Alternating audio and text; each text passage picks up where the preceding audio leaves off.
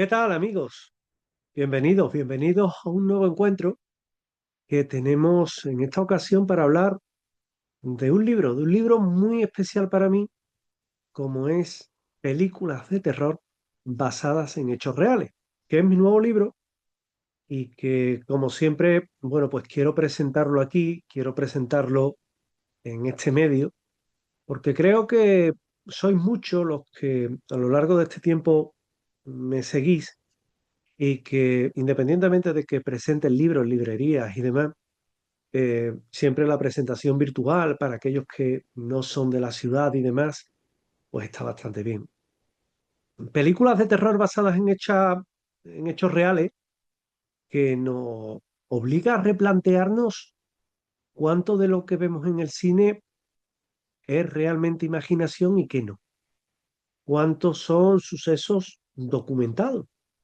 Y este libro recopila solamente algunos de los episodios más inquietantes del siglo XX y XXI sobre exorcismos, por ejemplo, reconocidos por la Iglesia, sobre fenómenos paranormales con testigos que hay, o muñecas malditas, casas encantadas, hospitales abandonados, sesiones. Es decir, creo que combina el mundo del cine y el mundo también de lo paranormal. Y el cóctel, desde luego, es explosivo. El libro propone un viaje diferente, ¿no? No solo revisa eh, lo que es la filmografía, sino también se para a ver qué es lo que inspira cada película. Y luego, evidentemente, cada película, cada director lo puede dramatizar menos, pero se basa en recortes de prensa, documentos, diarios, informes de la policía, testimonios que rara vez aparecen en los medios de comunicación, en muy rara ocasión, pero que sí es verdad que ahí están los datos, ¿no? Y ahí está un poco todo aquello que nos lleva a preguntarnos cuánto de realidad y cuánto de ficción tiene una película de estas características. Por eso nace este libro. El objetivo del libro es demostrar que los fenómenos paranormales, o cuando menos inexplicados, existen, que no lo vamos a negar, que explorar, por ejemplo, un suceso inexplicable, un exorcismo, una casa encantada, un objeto maldito, un fenómeno paranormal, también puede trascender la vida normal y convertirse en un éxito cinematográfico. Y las películas, bueno, que rara vez modifican la percepción pública, pues sí es verdad que lo que se presenta es con autonomía de lo que es como una película haya sido acogida en los cines, sino que realmente lo que trata de mostrar son los hechos reales ocurridos precisamente tras la película en cuestión y que debe llevar bueno, a preguntarnos por su realidad, por lo que esconde de cierto, por lo que hay de mito, un poco, un poco es todo ello, ¿no? Por eso creo que el libro os va a gustar y creo que el libro resulta sumamente impactante. Lo que hay detrás del exorcista, de la película Poltergeist, ¿verdad? De la profecía. Es decir, son muchas. Y como en todas mis presentaciones, bueno, pues yo quiero que seáis vosotros los que preguntéis y yo el que responda. De forma que presentamos el libro con esa dinámica. La primera pregunta, Marta Salvatierra Ruiz, 41 años, psicóloga de Valencia. El caso Roland Doe, que inspiró El Exorcista, se ha debatido durante décadas desde su investigación en muchos foros. Pero ¿qué elementos del caso consideras esenciales para entender el impacto que tuvo tanto religioso como cultural? Bueno, pues Roland Doe es verdad que es el eje de uno de los fenómenos cinematográficos y culturales más potentes del siglo XX. Lo que realmente marca este caso es la cantidad y variedad de testimonios que hay. Sacerdotes jesuitas, médicos, abogados, pastores luteranos, familias, periodistas. Y cuando reúnes esa cantidad de voces en torno a un mismo suceso, inevitablemente surge la pregunta, ¿no? ¿Por qué tantas personas de ámbitos diferentes describen lo mismo? En la película era una niña, era Regan, una niña que era la poseída, pero el caso real es de Roland Doe.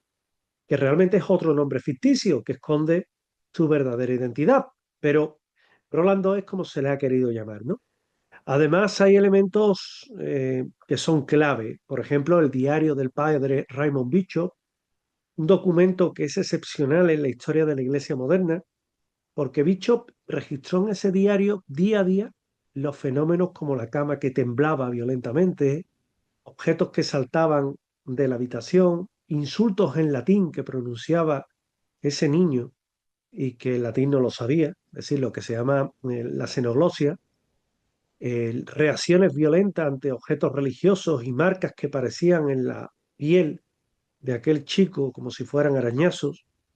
Y todo eso ocurre no a finales ya del siglo XX, sino en el año 1949, primera década del siglo XX en Estados Unidos, que una ciudad profundamente religiosa y que cuando años después William Peter Blatty lee el caso en el diario Washington Post, escribe, inspirado por ese caso, El Exorcista, llevando, bueno, pues a millones de espectadores a un relato que parte de hechos reales, pero que al final desemboca en una historia que, bueno, que tiene un alto grado de ficción.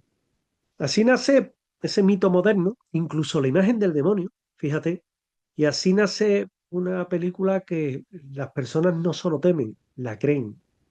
Y ese es el verdadero impacto cultural que tiene esa película. Alberto Mena Castañón, de 56 años, de Zaragoza, criminólogo, que dice, ¿qué diferencia este exorcismo de otros que aparecen en archivos eclesiásticos? Bueno, pues la diferencia del caso de Roland Doe es la interacción directa entre la Iglesia, los medios de comunicación y la sociedad. La Iglesia normalmente es muy hermética a este tipo de casos, con estos temas, pero ahí hubo filtraciones, hubo declaraciones, hubo diarios y sobre todo hubo un seguimiento mediático. Y cuando el Washington Post, un diario de una reputación intachable, eh, publica aquella noticia sobre ese muchacho sometido a exorcismos repetidos, pues deja de ser ya un caso interno de la iglesia, ya es público. Además, las características del fenómeno fueron muy intensas. Por ejemplo, más de 20 rituales documentados, convulsiones extremas, movimientos de objetos con testigos múltiples, cambios de voz, marcas en el cuerpo, lo que es la demografía, y reacciones violentas ante el agua bendita y símbolos religiosos. Y todo eso llevó a la iglesia a actuar con una intensidad poco habitual en la época. Hoy día tampoco es que sea de mucha intensidad, todo más bien en secreto. Y el caso es un ejemplo perfecto de cuando un fenómeno trasciende el ámbito privado y se convierte en un acontecimiento público que es reinterpretado por la cultura popular durante décadas, fíjate, hasta llegar a nuestros días, desde finales de década de los 70 hasta llegar aquí. Lidia Cebrián Lidia Cebrián Torres, 34 años, enfermera de Sevilla, que pregunta, cuando analizaste el caso de Anabel, ¿qué te pareció lo más perturbador comparando los hechos reales con su versión cinematográfica? La película Anabel, que es fascinante, pero que la historia de la realidad de la película es un abismo, ¿no? Cambia totalmente. El trasfondo real es igual de inquietante por otros motivos, ¿no? En la vida real, Anabel no era una muñeca de madera ni de porcelana aterradora, sino que era una muñeca de trapo, una Raggedy tengo dos de ellas, aparentemente muy inocente, y lo que le hace más perturbadora es que el día a día que se va viviendo con ella es particularmente siniestro.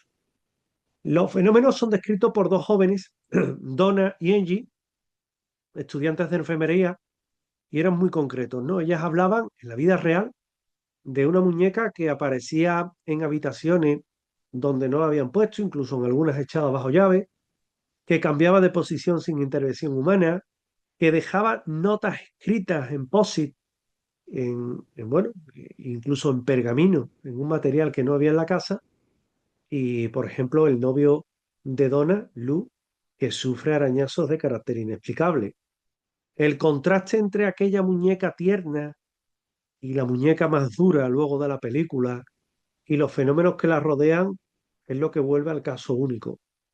Pero lo verdaderamente extraño es cuando entran a intervenir los Warren, ¿no? Los Warren intervienen en un buen número de casos. Y ahí es donde nos vamos a encontrar bueno, con una serie de problemas, ¿no? Una serie de problemas porque cuando están los Warren con todo el tema de lo que es el caso en sí y demás, pues claro, te encuentras algo, ¿no? Te encuentras algo que es complicado y es que dónde acaba la ficción y dónde empieza la realidad, ¿no? Entonces, ahí es donde cuando los Warren entran, los Warren son los que se encargan de decir que es el espíritu de una niña, como la medium que visita la casa con anterioridad había dicho. Luego dicen que es de una entidad no humana y que utilizaba a la muñeca como un canal, una especie de demonio. Yo en los demonios no creo. Cuando investigaron descubrieron dos fenómenos que son muy raros: la teletransportación, es decir, el cambiar la muñeca de un lugar a otro, y la materialización, como las notas esas que le dejaban. Y desde su perspectiva, el caso era claro de manipulación demoníaca. La película, bueno, pues toma todos esos elementos, los mezcla, muy, muy potente visualmente, pero el caso real tenía ya suficiente densidad, tanto de terror como psicológica, como parapsicológica, como científica, como para tener que meterle añadidos de este tipo, que yo creo que hasta cierto punto tampoco le hace bien a la película. Pero bueno, sí es verdad que es cine y como cine lo que muestra es algo que tiene una mayor intensidad. Héctor Villalobos Gómez, de 48 años, periodista de Madrid, que dice, en tu opinión, ¿qué es más inquietante del caso de Annabel? ¿Los fenómenos paranormales o el componente psicológico? Bueno, pues es una combinación siempre, que funciona casi como un cóctel perfecto en el terror moderno. Por un lado tiene los fenómenos que desafían a la lógica en un espacio físico: puertas cerradas, desplazamientos de objetos, notas imposibles. Pero por otro lado tiene el elemento humano. Dos chicas, estudiantes de enfermería, trabajadoras, racionales, sometidas a una presión emocional constante por turnos, por cansancio, por responsabilidad de cuidar de la vida de otras personas. Y el miedo no solo surge de la muñeca, surge de la transformación del hogar, que es el espacio más íntimo que tiene la persona, en un territorio hostil que se convierte, porque antes era amigable, y ahí el terror es puro. Cuando lo cotidiano se deforma, la mente humana entra en un terreno que es peligroso. Y los Warren aportan la interpretación demonológica, pero el caso también puede leerse como la metáfora de vulnerabilidad emocional. Dos mujeres solas, bajo estrés, enfrentándose a algo que no entienden, pero que no entendería ni el más pintado. Y en ese cruce entre lo psicológico y lo sobrenatural reside el poder que tiene esta película. Silvia Barral Domenech, 50 años, profesora de Historia de Burgos, que dice, en el caso Líbranos del Mal, muy buena película. ¿Hasta qué punto la historia real de Salv Rachi coincide con lo que vemos en la película? Bueno, la película es más ficción que realidad, pero el personaje del Ralph Sarchi es absolutamente auténtico. De hecho, se dedica a esto, vamos, a perseguir posesiones y demás, ¿no? Su vida es más interesante incluso que la que representa el actor Eric Banner en la película, ¿no? Sarchi era un policía del Bronx con una trayectoria impecable, cientos de arrestos, infiltraciones, operaciones de alto riesgo, y al mismo tiempo un hombre muy religioso que se involucraba en exorcismo con sacerdotes católicos en sus ratos libres.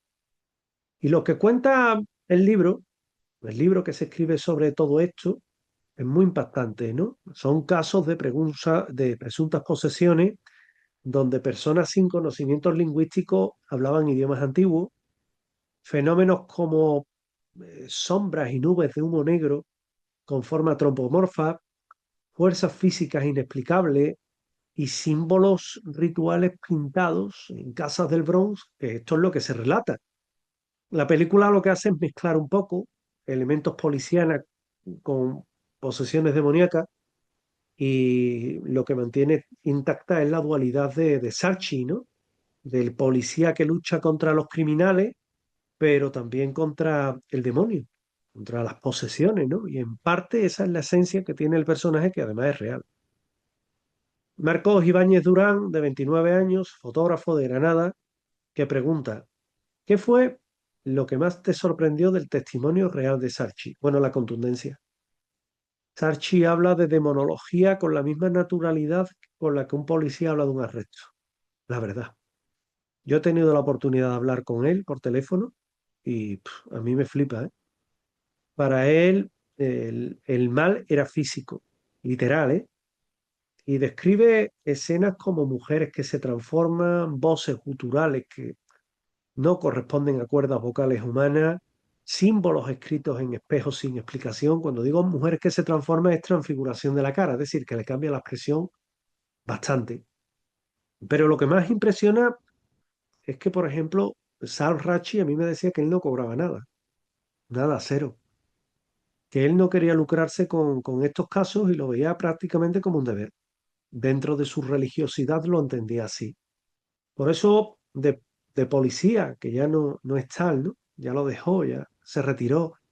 Él actuaba como policía de día y por la noche se encargaba de luchar contra el miedo, contra las posesiones y demás, que yo no sé qué da más miedo, si la violencia urbana en el Bronx en la década de los 90 o las posesiones, pero es un caso único incluso dentro de lo que es el género de terror y la parapsicología. La verdad es que es muy admirable.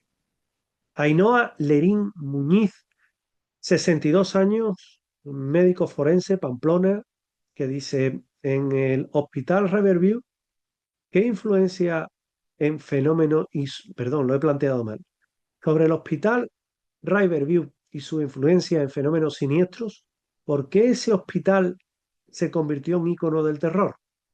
Bueno, porque reúne todos los elementos que asociamos al terror institucional, es decir, sufrimiento, abandono, silencio, tratamientos inhumanos. Y el Hospital Riverview durante décadas fue un centro psiquiátrico enorme, rodeado de bosques, donde se practicaron terapias durísimas, desde electroshock a tratamientos experimentales o lobotomía.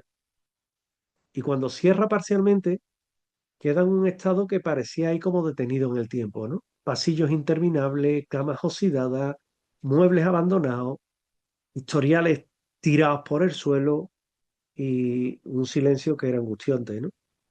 Eh, entonces, los urbex, los testigos, los guardias de seguridad, los equipos de investigación paranormal que se metieron allí, ellos eran los que decían que allí se escuchaban voces, sombras, que había cambios bruscos de temperatura y la película Fenómenos Siniestros, pues simplemente recoge todos esos testimonios y le da el toque de ficción.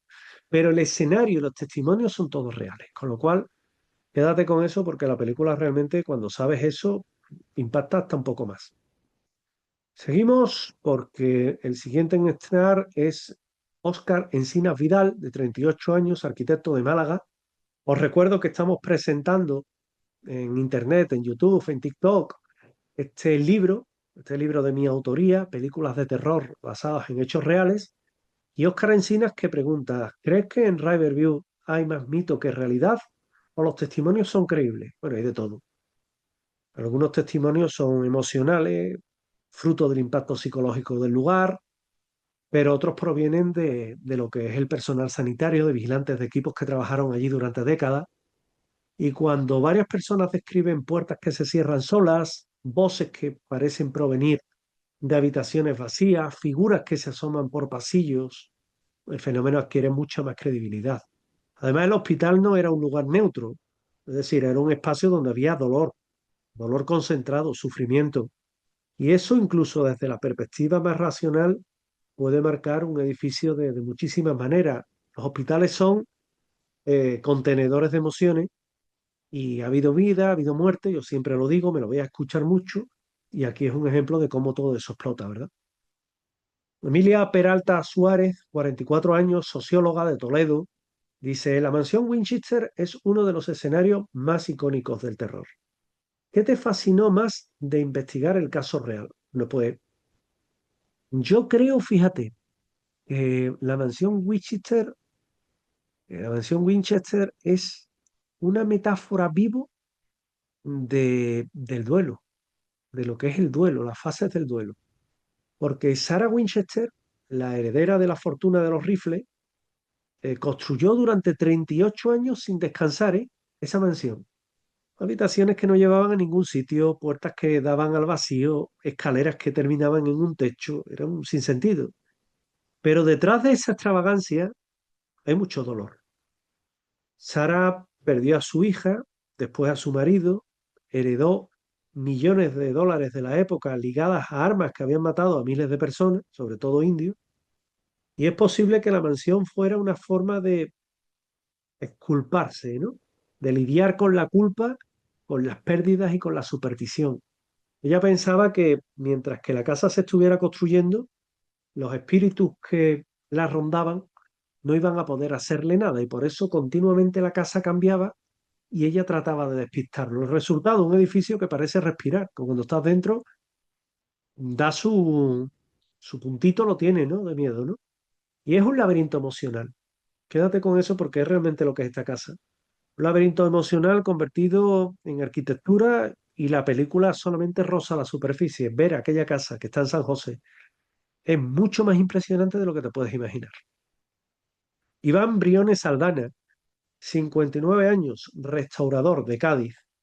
¿Consideras que la mansión está embrujada? Bueno, la palabra embrujada puede entenderse de un montón de formas diferentes. Si hablamos de fenómenos paranormales, hay testimonios de visitantes y empleados que describen sombras, golpes, figuras que se asoman a los pasillos, luces que se encienden solas. Evidentemente ahí hay un componente extraño. Pero incluso si dejamos fuera lo sobrenatural, la mansión está marcada por su historia. Está marcada por la culpa, por la muerte, por la obsesión.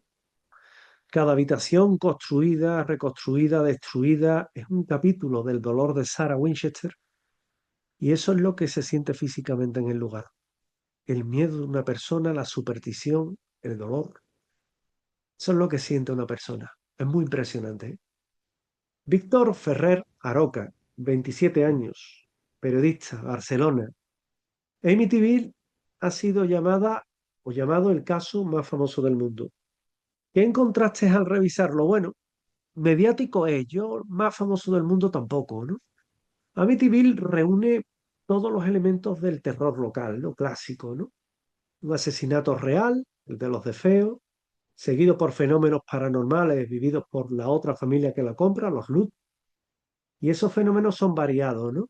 Por ejemplo, despertarse a las 3:15 de la mañana, que es la hora a la que se comete el asesinato de la familia de Feo, enjambres de moscas en pleno invierno, o eso se cuenta, olores fétidos sin origen, puertas que se abrían solas, la figura de un animal, un cerdo, Jody, con los ojos rojos, y una habitación roja oculta en el sótano, ¿no?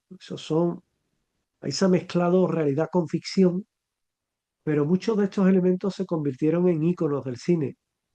Lo cierto es que cuando los Warren nuevamente investigan, describen una actividad intensa. Y es un caso en donde más se mezcla lo paranormal, lo psicológico, lo mediático y lo económico, ¿no?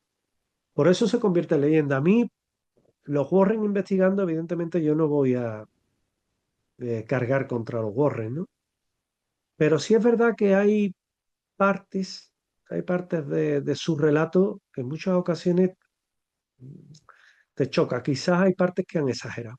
Por eso, aunque el caso de Amityville no tiene lugar a dudas, sí es verdad que hay ocasiones en las que uno piensa realmente cuánto hay de realidad, cuánto de ficción y, y cuánto realmente pudieron haber metido ahí de clavo, como el que no quiere la cosa, los propios Warren, ¿no? Yo no sé si esto es así o no, porque es realmente complicado, ¿no? Es muy difícil saberlo. Pero sí es verdad que bueno, que ahí está, ¿no? Que ahí está y que uno se queda realmente sorprendido cuando te encuentras con un caso como los de Feo, ¿no? Un caso icónico dentro del mundo de la investigación paranormal y dentro del mundo del cine. Sergio Llamas Belmonte, 52 años, sacerdote de Ávila, sacerdote, que dice, el padre Amor inspiró el exorcista del Papa. ¿Cuál es tu hallazgo más revelador sobre él? Bueno, pues yo te puedo decir que yo entrevisté al padre Amor en 2 ocasiones y el padre Amor no era un sacerdote ni extravagante ni aislado, ¿eh? Era un hombre muy culto, formado, con estudios en derecho, en periodismo, que entró incluso en la resistencia italiana, en la Segunda Guerra Mundial, y que luego se integró en la vida religiosa y su designación como exorcista fue fortuita por completo, casi humorística, porque fue en las charlas en este caso, un arzobispo, creo que era con un obispo, y bueno, empezaron así las cosas y acabó de papa, y acabó de exorcista, ¿no? Exorcista que en este exorcista del papa, ahora sí, bueno, pues se pone de manifiesto un poco más con mucha ficción cinematográfica, ¿no? Él dijo que terminó haciendo 60.000 exorcismos. Bueno, exorcismos reales creo que fueron menos. Exorcismo terapéutico, todos los que tú quieras, pero reales, menos. Porque un exorcismo real se tarda en hacer, ¿eh? Y no es cuestión de 2 horas ni 2 minutos. Se puede tardar incluso meses y años. Lo fascinante es que Gabriel Amor creía por completo en lo que hacía. Describió levitaciones, cambios de voz, conocimiento desconocido para la persona, fuerza sobrehumana, lo que se llama sansonismo, pero siempre con mucha seriedad. Él decía que él no tenía miedo al demonio, que era el demonio que le debía temer a él. Y su figura mezclaba un poco humildad, convicción, experiencia directa con fenómenos extremos. Es un personaje histórico y espiritual que realmente tiene un bagaje que es muy, muy, muy, muy importante. Te voy a poner aquí una recomendación muy llamativa porque creo que te va a gustar, que es un libro, se lo digo ya a todos nuestros telespectadores, toda nuestra audiencia, que es el libro de casi autobiográfico del Padre Amor, donde cuenta muchas cosas interesantes. Teresa Martín Poveda, 46 años, terapeuta familiar de Murcia. ¿Qué aporta Amor al entendimiento moderno del exorcismo? Bueno, aporta estructura. Amor mostró que el exorcista moderno no es un brujo, es un sacerdote formado que trabaja con médicos, con psicólogos, que también insistió en que la mayoría de los casos no son de posesión, sino de problemas psicológicos, emocionales. De ahí que hiciera tantos exorcismos, muchos de ellos terapéuticos, que no son reales, pero que se ejecutan porque se cree que hace un bien a la persona.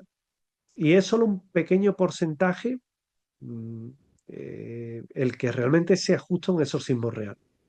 Gracias a él se fundó, por ejemplo, la Asociación Internacional de Exorcistas, que ha formado un montón de buenos sacerdotes y exorcistas del mundo y ha permitido que el exorcismo deje de ser como una cosa ahí clandestina, subterfugia, y pasa a ser un ministerio regulado, y eso ha supuesto un cambio radical en la iglesia del siglo XXI.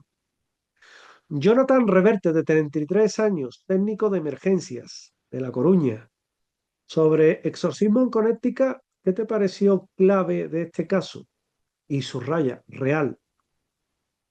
El elemento más importante para mí es que la casa fue ante una funeraria.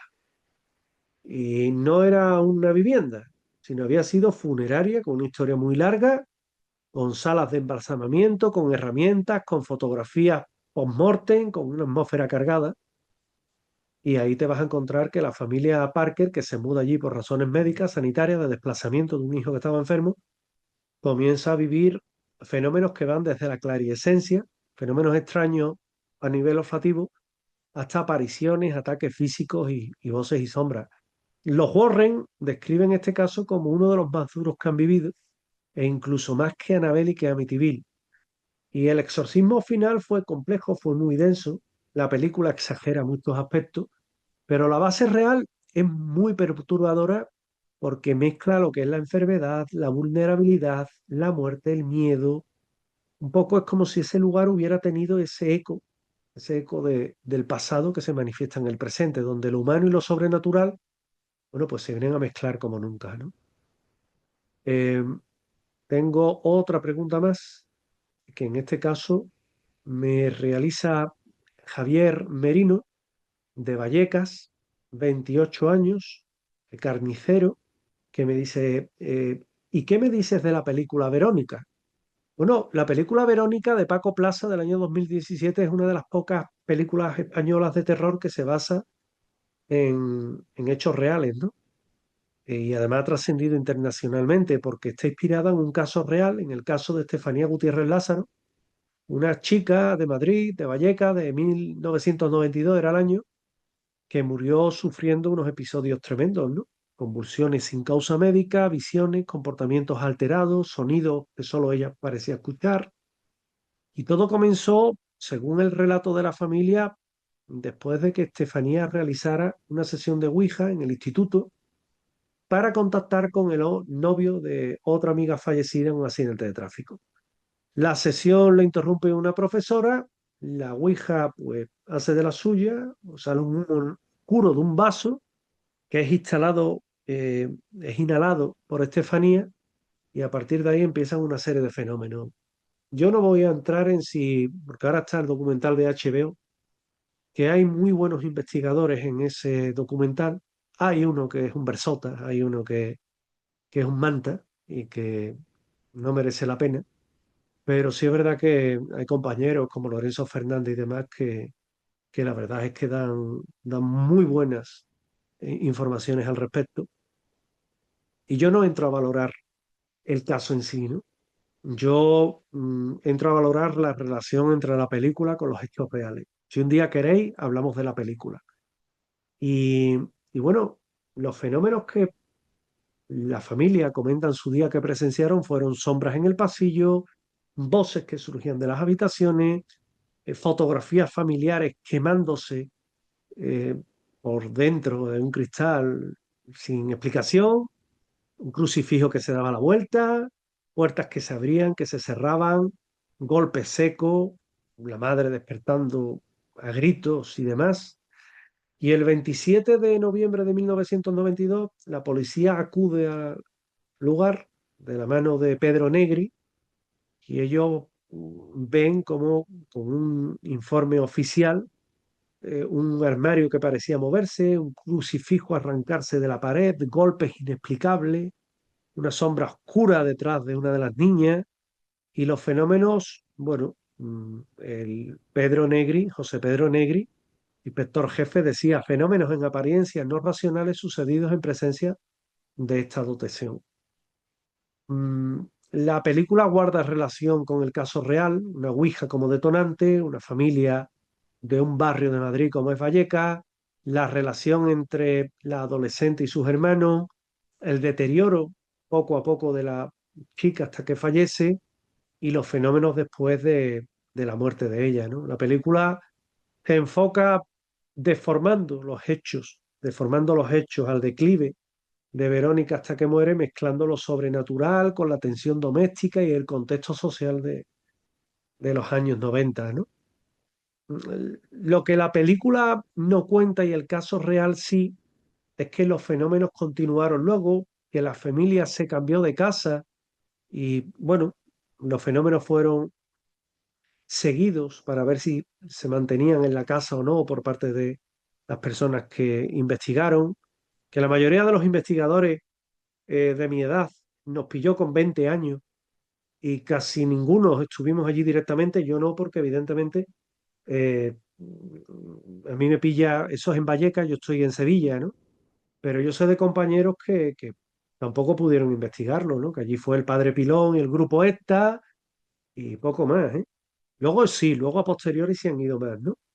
Estefanía, por ejemplo, que es lo que la película no cuenta y el caso real sí, es que sufría episodios de ausencia, desmayos no explicados, que la madre aseguró ver una figura negra sin rostro durante varias veces y Paco Plaza omite mucho de esto para construir una narrativa más contenida, más de terror, centrada la protagonista, ¿no? Ahora con el documental de HBO se ha sacado una parte de la historia en la cual los hermanos decían que bueno, que en torno a todo esto estaban un poco obligados por la madre, que un gran porcentaje del caso se lo inventaron. Eso es lo que cuentan en el documental, pero también es verdad que en su día, bueno, pues preguntaron y se les preguntó sobre el caso y afirmaron que era real. Y para colmo, creo que el documental adolece de un testimonio vital. Si se quiere buscar la objetividad, que es el de Marianela, una de las hermanas, y el de Juan Miguel Marsella, que es uno de los investigadores que tiene que tener cabida en un documental que pretende ser objetivo sí o sí. Es decir, tiene que estar sí o sí. No están, pues para mí es un documental parcial. Hay investigadores de muchísimo peso, como mi buen amigo Lorenzo Fernández Bueno, o Sol Blanco Soler, ¿verdad? Pero en mi opinión se ha obviado a la otra parte que debería de estar en ese documental. Una última pregunta que es Claudia Méndez Sobrino, de 32 años, trabajadora social de Madrid también. José Manuel, el caso Verónica está inspirado en el expediente Vallecas. ¿Crees que es uno de los sucesos paranormales más sólidos de España? Bueno, a nivel de documentación, sí, sobre todo por la intervención de la policía, ¿no? Yo diría que de los pocos casos en España que tiene un informe oficial, no el único. Ojo, hay otros, pero este es el que ha trascendido y recoge pues lo que los policías pudieron ver allí. Por tanto, sí, es uno de los casos más sólidos porque existe ese expediente. La muerte de Estefanía es el eje emocional y dramático, pero lo verdaderamente inquietante es lo que ocurre después, ¿no? Ruidos, sombras, voces. El expediente policial aquí en esta historia es fundamental porque rompe la frontera de los testimonios subjetivos y de los hechos observados, y en él es un inspector el que describe cómo están sucediendo esos hechos ante él. Y Paco Plaza lo que hace es que adapta el caso con libertad creativa, ¿eh? Libertad creativa, pero bueno, trata de mantenerse fiel a la angustia, a la sensación de opresión, de terror que había. Y más allá de si uno cree o no cree en lo sobrenatural, el expediente Vallecas es uno de los relatos paranormales más documentados, independientemente de su naturaleza, y más perturbadores de la historia reciente de España. Con lo cual, es una buena película, pero evidentemente, como hemos visto a lo largo de toda la exposición, uno tiene que tener un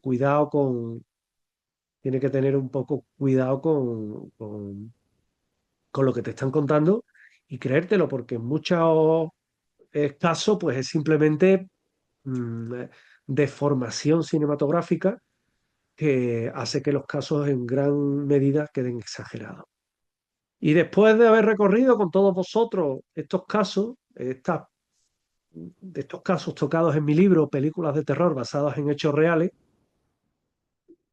quedan preguntas, ¿no? Por decir, ¿qué nos enseñan todos estos casos? ¿Qué permanece después de cerrar el libro? Sobre todo una sensación que da miedo, ¿no? Hemos hablado de varias películas y hemos también visto algunos capítulos ocurridos en España. Pero yo creo que lo importante no es buscar una explicación, porque cada caso tiene contextos diferentes.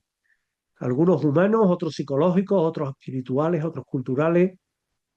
Hay sucesos que desafían cualquier categoría y como en el caso de Estefanía Gutiérrez Lázaro, en Vallecas, el dolor familiar, la adolescencia, la policía y lo inexplicable, todos casan en el mismo espacio. Lo que he tratado de reflejar en este libro es contarte la historia real que se esconde tras la película y de qué fuente o cómo fue la realidad. El cine no inventa el miedo, lo amplifica, lo estiliza, lo transforma y todo ello lo convierte en un lenguaje visual. Pero a raíz de nuestras sombras y de nuestros traumas y nuestros símbolos, todo sale como más a la luz, ¿verdad? Cuando estudiamos el caso del exorcista, encontramos el choque entre la fe y la ciencia. En Anabel, el miedo entre el miedo cotidiano al objeto que deja de ser inocente y al que no. En Amityville, la mezcla perfecta entre tragedia real y fenómeno mediático. En Riverview, el eco del sufrimiento humano y los muros. Y así podríamos seguir hablando de otras muchas películas que no hemos hablado hoy, como Poltergeist, Al final de la escalera, Damian, La semilla del diablo, un montón de películas que se quedan en el tintero y de los ¿cómo se llaman? Los docu-reality, los docu-reality, los documentari, que le llaman, ahora sí me ha salido, que son esos falsos documentales que son realmente ficción cinematográfica, ¿verdad? El lugar que ocupa el terror hoy basado en hechos reales es que vivimos en una época saturada de información y seguimos necesitando relatos que nos ayuden a entender lo que no comprendemos. El terror basado en hechos reales que funciona muy bien, las películas de terror basadas en hechos reales que funcionan muy bien porque trascienden del cine, porque nos recuerdan que el mundo es más grande de lo que creemos, más misterioso, más complejo y a veces la ficción es solamente una puerta que se abre hacia una realidad que es más inquietante aún. Gracias a todos los lectores, a todos los oyentes, a todos los telespectadores por atreverse a caminar por estos pasillos del cine, puros conmigo, y a este libro, Películas de terror basadas en hechos reales, contado todo desde otra perspectiva, más crítica, más profunda, más humana. No solo hablar de la película de terror, sino de lo que realmente se esconde detrás de esa película, la semilla real que inspiró a la misma. Por tanto, hoy día, cuando veamos una película de terror, ¿por qué no? Preguntémonos qué hay de real tras ella y qué de ficción. Quizás nos vamos hasta sorprender. Muchas gracias.